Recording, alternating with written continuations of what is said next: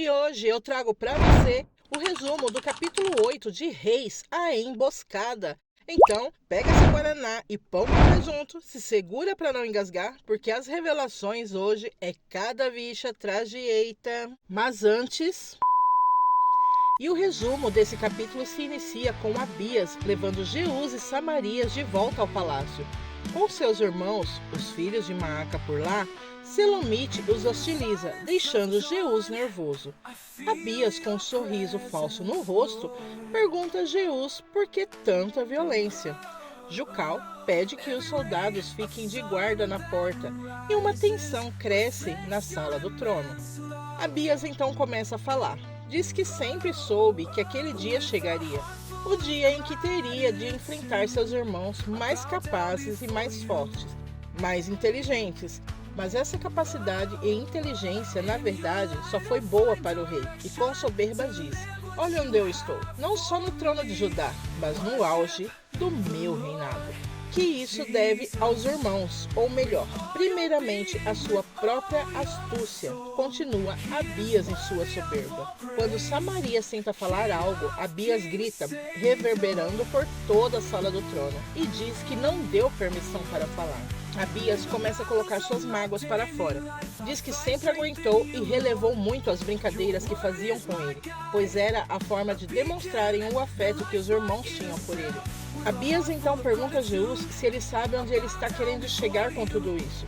Depois, pergunta a Samarias, e sem até esperar, é pego de surpresa, com o rei perguntando o mesmo para ele, e o sorriso do irmão se desvanece em seu rosto, juntamente com o de todos os outros irmãos. Quando nenhum irmão diz nada, Abias então começa a lembrar e revelar. Tudo começou depois do passeio que Roboão fez com eles, pois queria retirar a animosidade que havia entre eles. Abias era ingênuo, achava que se esforçasse o suficiente, iriam dar o respeito para liderá-los. A esperança de Abias sempre recaía sobre Roboão, que compensava pelas maldades dos irmãos. A maldade dos irmãos vinha de várias formas, mas ela era mais gritante nas brincadeiras. Enquanto Abias diz tudo isso, cenas dos irmãos brincando e tirando sarro dele aparecem, como quando dizem que ele está parecendo um camarão, e como Maaca reagirá o tratando como um bebê. Abias, em sua lembrança, diz que não tem culpa de ser tão querido, e Jeús, de forma séria, diz que ele não é tão querido assim. Naquela noite era para ter sido a noite de Abias. E mesmo contra tudo e todos, Roboão elegeu Abias, líder de todos eles. Jeús contesta com o pai e diz que não faz o menor sentido, e Roboão diz que já explicou. Jeús continua revoltado, fala do tamanho de Abias e nem perfil de líder ele tem. Abias ainda diz que a tempestade naquele dia só reforçou aquilo que ele já sabia, o ódio que eles tinham dele. Jeús diz que nunca o odiou, mas Abias diz que já sabe de tudo, e quando Jeús pensa que ele está falando sobre Jeroboão e tenta explicar dizendo que foi tudo um mal entendido, Abias o interrompe e diz que não é dele que ele está falando, e novas revelações aparecem. Abias diz que cansou de ser excluído e que nem como primogênito de Maaca foi capaz de ter o respeito entre eles. Então, enquanto Abias fala, ele torna a lembrar. Ele pergunta ao pai se eles vão aceitá-lo, e Roboão, sem cerimônias, diz que sim e pede que o filho dê tempo ao tempo. Naquela tarde, Roboão chamou todos os irmãos para uma reunião, menos Abias. Mas ele foi à reunião secreta dos irmãos com o pai. Abias lembra-se de quando ouviu toda a conversa de Jeús e Malate. Ela perguntou a Jeús como foi o passeio, e Jeús diz a ela que foi para colocar Abias como rei sobre eles. E Malate não aceita isso. Abias percebe Zinri, que foi quando o contato de Malate apareceu. Quando Jeús é chamado para a reunião com o rei e todos os filhos, Abias ouve e diz que mais uma vez foi excluído, e dessa vez pelo seu próprio pai. Na reunião, Roboão pede que os irmãos aceitem a decisão dele de colocar Abias como seu sucessor. Os irmãos começam a reclamar e debater entre si, pois não aceitam essa decisão. Jeús os interrompe, pede respeito pelo pai. Roboão diz que entende a resistência deles. Então Jeus pede que, se ele entende, explique a eles. Roboão diz a Jeus que o admira, pois ele é um líder nato e que ama todos os filhos, e aquela decisão foi uma das mais difíceis que ele teve de tomar em toda a sua vida. Quando Samarias pergunta o que Abias tem que Jeus não tem, Roboão diz que é o contrário, que Jeus é que tem tudo o que Abias não tem, e que foi por isso que o colocou sobre seu exército. Disse ainda que Abias é diferente, coitado, sempre foi o mais frágil entre eles. No entanto, Abias precisava do apoio dos irmãos. É quando Zaã interrompe o pai e diz que Abias nem sequer consegue se deitar com as esposas, e Samarias pergunta ao pai se ele deixaria um impotente ser rei no lugar dele. Jeus diz que é porque ele é filho de Maaca, e os irmãos começam a discutir entre si. Então Roboão grita que sim, deixando todos calados, e ainda continua: ele é o primogênito da minha rainha, da mulher que eu amo.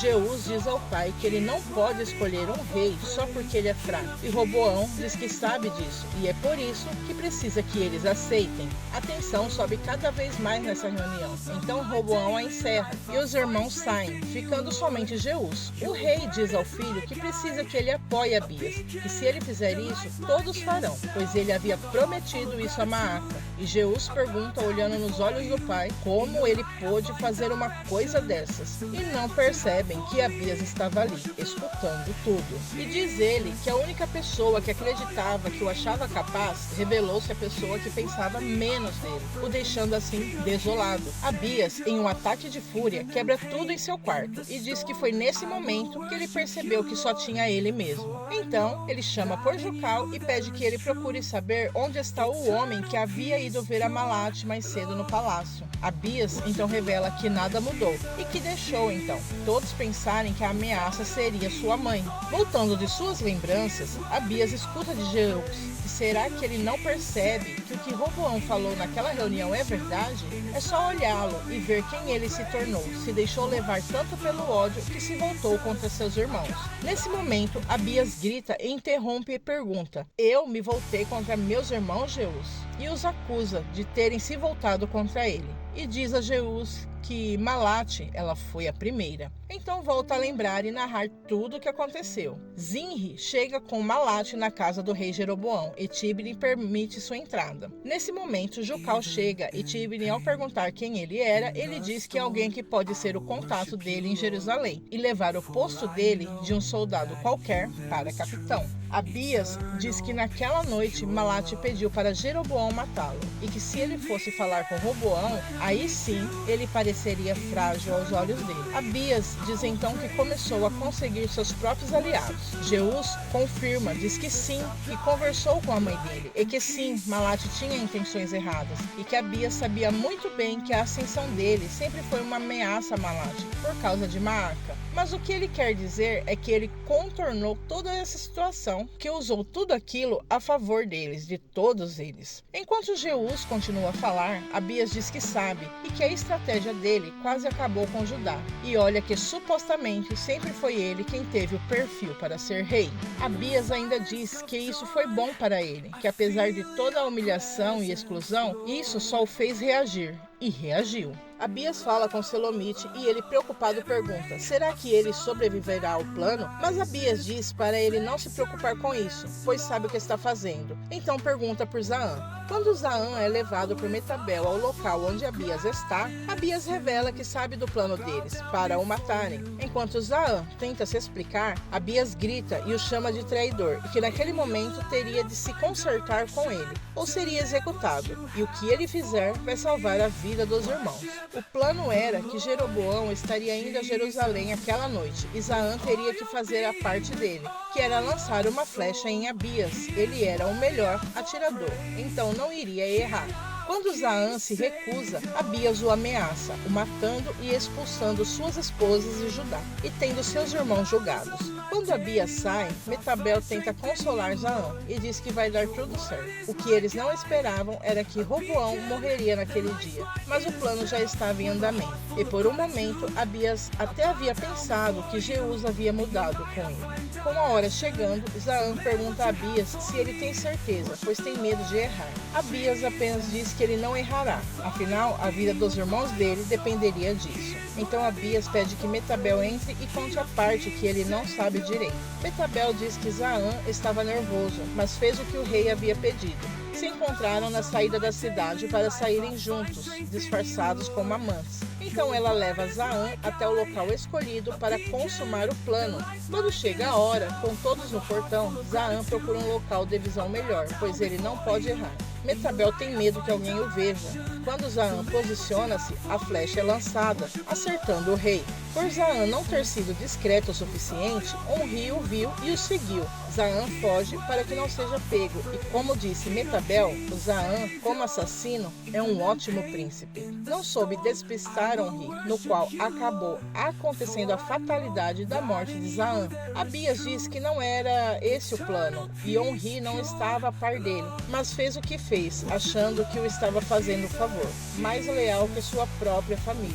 Samarias acusa Salomite de ter mentido, e ele diz que não podia, pois era uma ordem de Abias. Jeús, decepcionado, pergunta ao rei o porquê fez isso pelas costas dele. Abias diz que fez apenas o que eles fizeram com ele a vida inteira. Jeús diz que não foi por mera vingança então, que a guerra, que parecia uma estratégia de Jeroboão, não passava de uma estratégia dele para conseguir o respeito de Judá. E Abias ri, orgulhoso de si mesmo, e diz que agora tem o respeito de todos e os tem também em suas mãos, e que agora só precisa saber o que fazer com seus irmãos traidores. E esse resumo termina por aqui, e se você assistiu até aqui, o meu muito obrigada. Não esqueça de deixar o seu like, se inscrever no canal e comentar o que achou das novas revelações. Compartilhe e nos ajude a crescer para poder fazer o melhor para você.